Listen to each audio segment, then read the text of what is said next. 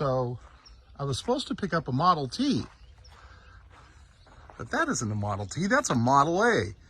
And that's a nice Model A. Look at that. You talk about Survivor. Isn't that a beaut? Now, I don't know if he just made a typo error and he honestly thinks this is a Model T, but this is what I like. This runs and drives.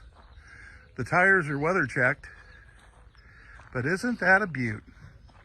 So this is going to Ohio along with a Model T C cab. So I'm going to winch it on. The guy drove it to the back of the trailer.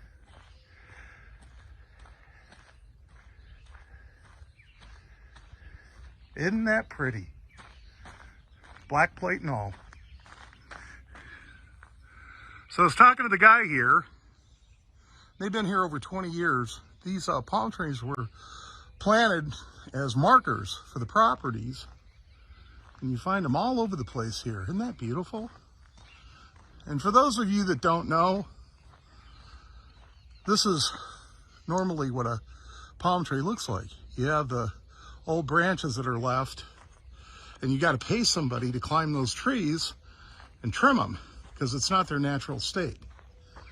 So they have over 100 trees here, and you had to pay the equivalent of over $100 a tree, over 10 grand to get the trees on their property trimmed. So you see the old orange grove there, but again, they're going to avocado. They're slowly turning this into avocado. But I didn't know this area existed. This is right outside Riverside. And they've had water rights since the 20s.